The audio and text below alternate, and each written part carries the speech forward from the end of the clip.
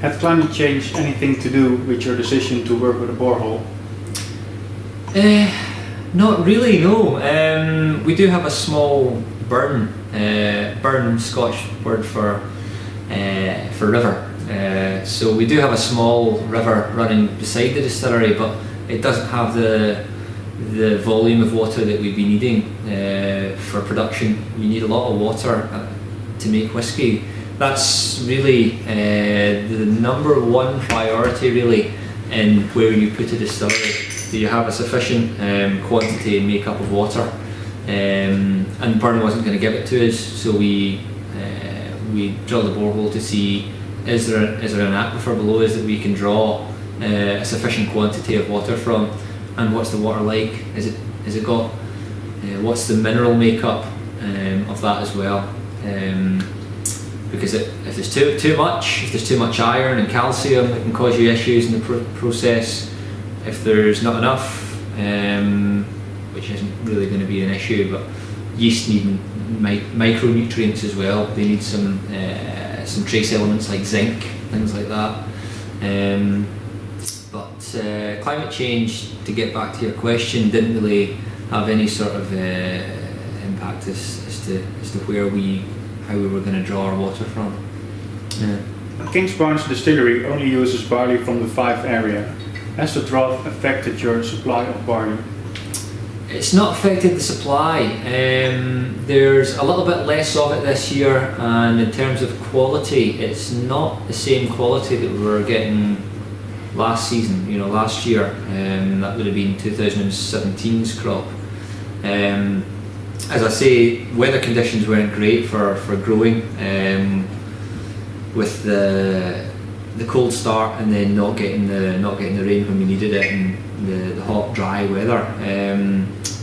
What does that do to barley? A variety of different things, but it stunted its growth a little bit, so we weren't getting the same length of shoots of grass, and there was a higher proportion of protein in the actual grains and a lower proportion of starch. Now again, you need some protein for yeast growth and for proteins like where the enzymes come from, so you need that to be able to get the conversion, but too much of it and it's just taken away from yield, how much spirit you're going to be able to get out of each tonne.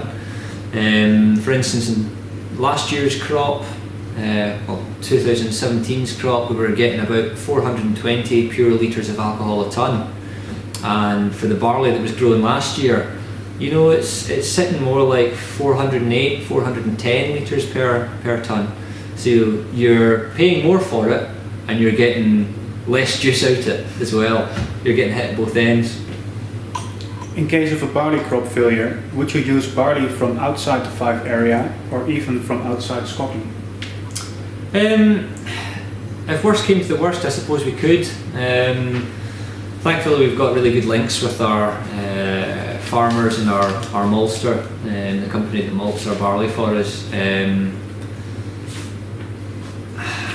It's such a good region for growing malt, and you take our contracts on this. That there was something catastrophic would have to happen for you not to be able to get at least some barley. I don't foresee it happening, but if it does, then I suppose we'd be looking at all options. Yeah, barley originates from the Middle East, so it's got genes in it that are quite well suited to drought anyway. You're starting off with a plant that has a genealogy in it that's well suited to droughts, but I suppose we have to see where it goes in the future. Under European law, genetic modification of most plants is prohibited. With the upcoming Brexit, those rules would no longer apply. Would Kingsbarns Distillery be open to the usage of genetically altered barley, so it's more resilient to drought? No, in a word. The Scotch whisky industry is it's quite paranoid about using GM because you have such long lead times between production and then getting a product at the end of the day. You don't want to be producing something one day and then 10 years down the line, maybe there's an issue with GM that you can't sell the stock that you have for whatever reason, legislation, or there was found to be a human health problem with it. I don't know enough about that, but if that were to happen, you would have 10 years worth of stock in your warehouse that you couldn't sell. So traditionally the Scotch whisky industry has been quite slow to adapt to things like that. So I don't see the Scotch Whisky Association that make the rules. I don't see them moving on that. But again, you never know.